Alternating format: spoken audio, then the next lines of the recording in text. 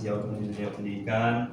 Terima kasih sudah meluangkan waktunya pada kesempatan hari ini. Ulun pengen memaparkan presentasi Ulun tentang pembelajaran berbasis project bersama komunitas belajar.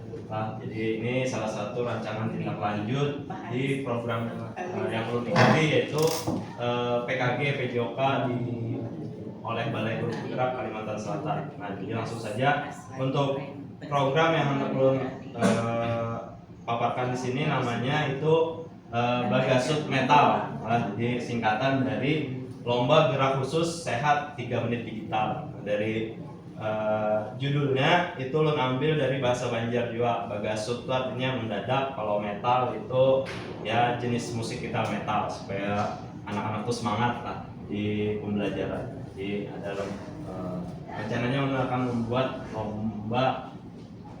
membuat video lah, kalau secara singkatnya. Nah, terus yang di bawah itu nama Ulun, lawan unit kerja. Lanjut. Nah, ini latar belakang kenapa Ulun mengadakan Bagasut Metal adalah menurunnya tingkat kebugaran peserta didik yang ditandai dengan seringnya tidak hadir dalam kegiatan pembelajaran sekolah karena sakit. Hal ini menurut saya karena intensitas belajar yang sangat tinggi dan peserta didik kurang mampu untuk beradaptasi dengan kondisi tersebut. Ini juga menjadi kesimpulan bahwa peserta didik memiliki tingkat kebugaran yang rendah. Jadi olahraga atau aktivitas fisik merupakan kegiatan yang dapat membantu peserta didik untuk dapat meningkatkan kebugaran dan mampu beradaptasi dengan aktivitas pembelajaran di sekolah dengan baik. Nah, itu latar belakang kenapa Ulun laksanakan lomba Bagasut Metal. Nah, ini tujuan programnya dari Bagasut Metal. Yang pertama, meningkatkan minat peserta didik untuk bergerak secara aktif sepanjang hayat. Nah, mudah-mudahan dengan program ini peserta didik itu bisa memahami arti olahraga sebenarnya, biar mereka itu aktif bergerak sepanjang hayat hingga mereka tua nanti. Nah, terus tujuan yang kedua, meningkatkan kerjasama antar peserta didik dengan komunikasi yang baik. Jadi dari lomba ini mereka bisa melaksanakannya nanti berkelompok, berdua. Nah, itu bakal menjalin kerjasama yang bagus, mudah-mudahan itu tujuannya. Terus yang ketiga, mengembangkan sikap sportivitas, kreativitas dalam bidang olahraga. Nah, ini juga sangat penting karena untuk anak tingkat kejuruan atau tingkat atas itu harus punya kreativitas yang tinggi. Itu 3 tujuan program yang Ulun inginkan. Nah, yang selanjutnya ada capaian dan hasil yang diinginkan dari program Bagasut Metal ini.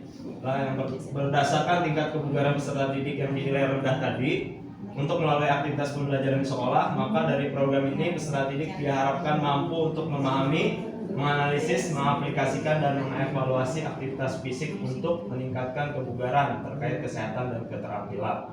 Itu capaian secara umumnya yang belum buat untuk program ini. Terus ada elemennya ada 2.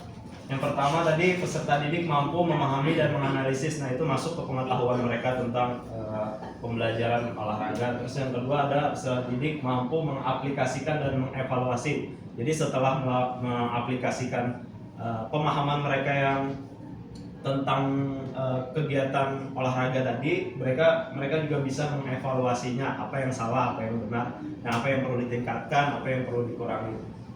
Terus selanjutnya ada langkah-langkah.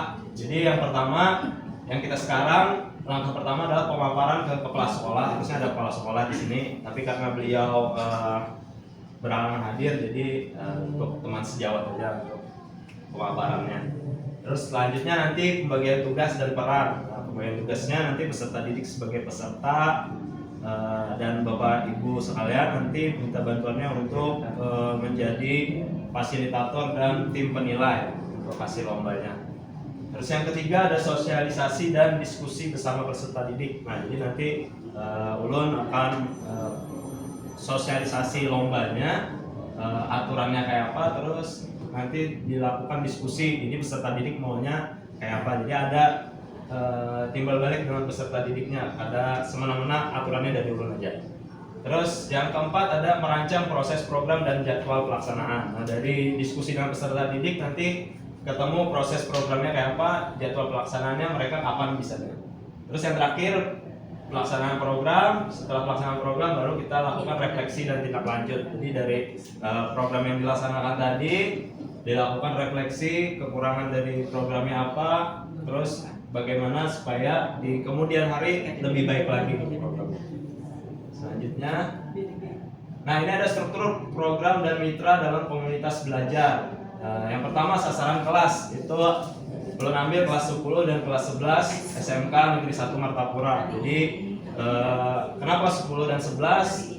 Karena mereka yang menjadi dasar utama untuk pembelajaran, karena di kelas 12 tingkat SMK itu tidak ada pembelajaran olahraga, jadi sulit untuk memasukkan program ini ke kelas 12. Terus yang kedua, ruangnya bebas, jadi mereka bisa melakukan di lapangan atau di ruang kelas masing-masing, tergantung project digital mereka tuh maunya di mana.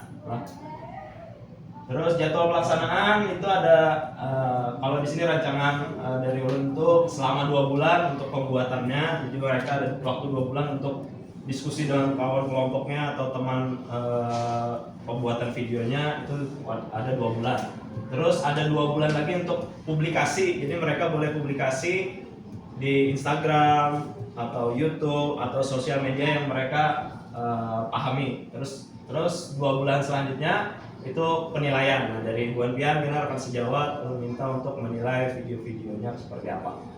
Lalu ada aset yang tersedia. Nah, ini ada 4 aset yang kita miliki di sekolah. Yang pertama aset manusia, itu guru PJOK, peserta didik, guru mapel lain yang berhubungan dengan proyek, serta kepala sekolah sebagai penanggung jawab. Yang kedua aset budaya, warga sekitar dan sekolah yang masih menjunjung tinggi adat istiadat yang bermanfaat untuk pelestarian budaya. Yang ketiga aset fisik, lapangan yang luas, peralatan olahraga lain, dan perpustakaan. Yang keempat ada aset politik, dukungan kepala sekolah terhadap kegiatan positif untuk sekolah. Itu tadi aset yang tersedia di sekolah kita.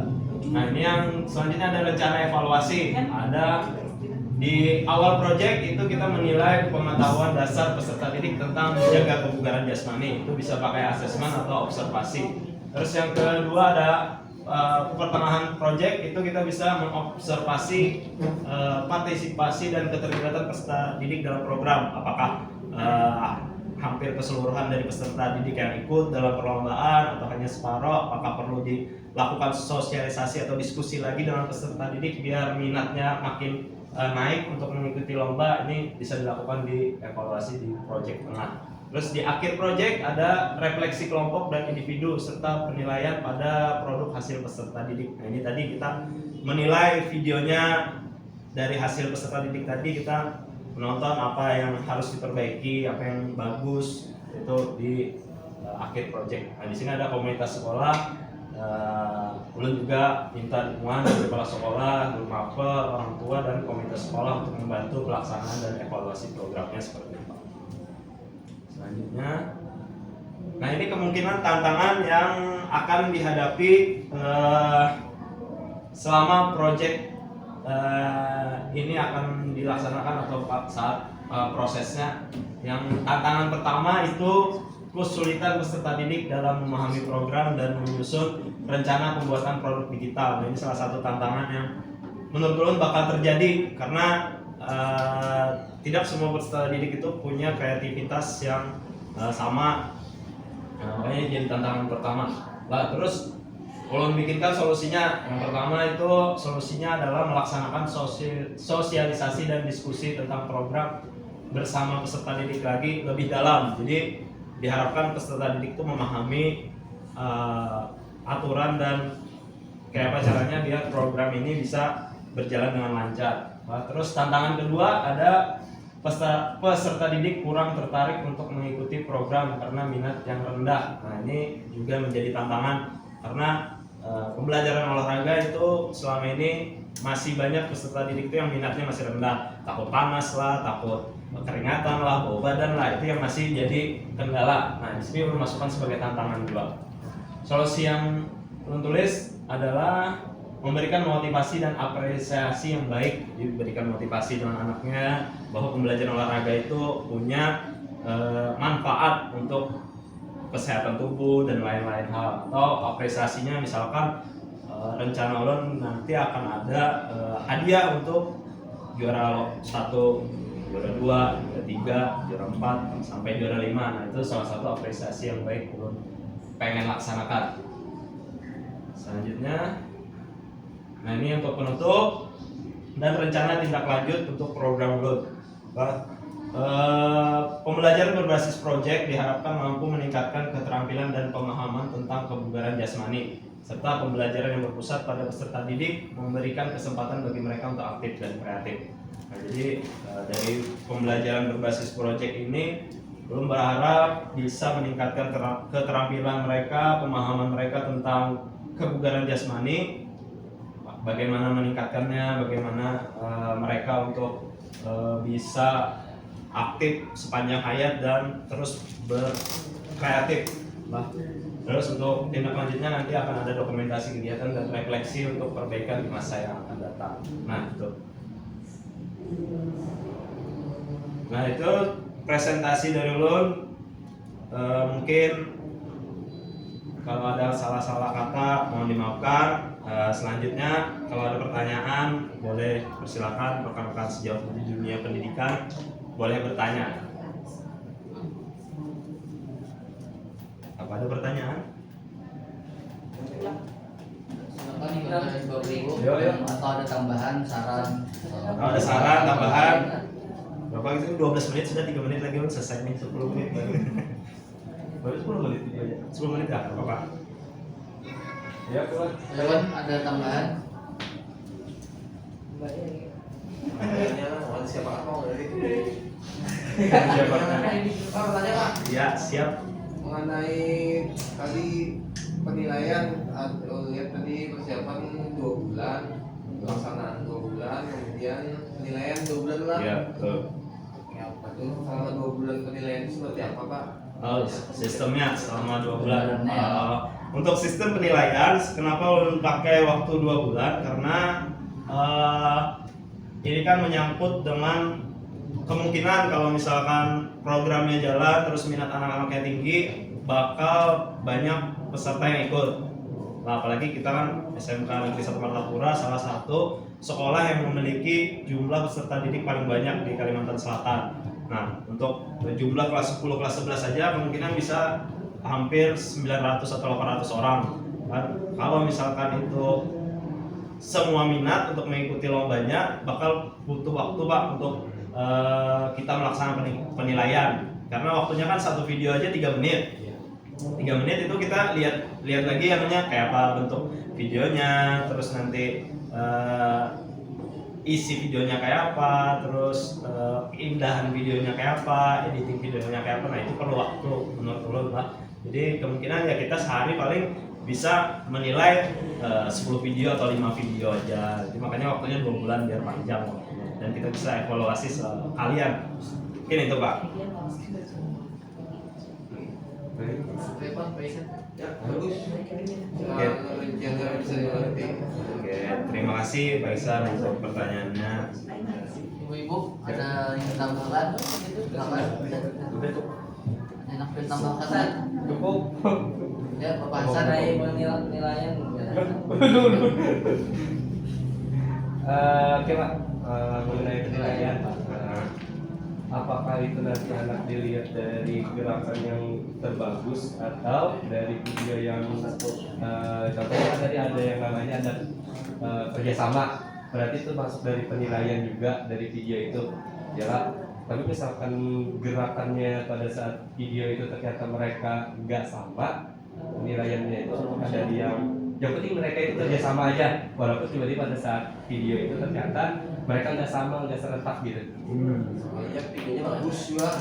Anunya. Oke, makanya izin menjawab Pak Hasan. Jadi makanya lu minta tolong ada beberapa guru, nanti ada yang guru DKV, terus ada guru seni budaya, terus nanti ada guru misalkan bahasa Indonesia, nanti kerjasama. Nanti yang guru bahasa Indonesia itu menilai kayak apa tata cara bahasanya di video, terus kayak apa tata cara penulisan, terus nanti guru DKV menilai bentuk teknik editingnya bagus atau tidak, terus nanti yang guru olahraga menilai gerakan-gerakannya seperti apa, kerjasamanya nanti dilihat di sana. Terus apakah sudah memasuki pemanasan, inti penutupnya ada di dalam video itu. Nah itu jadi makanya perlu kerjasama kita juga antar sesama guru. Itu Oke, Pak Hasan. siap. Makasih. Oke. Ada lagi pertanyaan? Nilai itu menjelaskan Iwan Mirja ada pertanyaan? apakah Cukup? ternyata belum. Oke, kalau sudah cukup mungkin itu saja yang ingin Nun sampaikan. Terima kasih atas pertanyaan dan waktu Bapak Ibu untuk mendengarkan hasil presentasi proyek rencana tindak lanjut Ulun sebagai tugas PKG PJOK Kalimantan Selatan. Akhir kata Ulun ucapkan Assalamualaikum warahmatullahi wabarakatuh.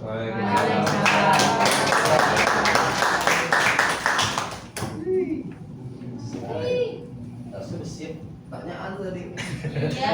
Siapa Orang supaya kalian dibuat-buat tuh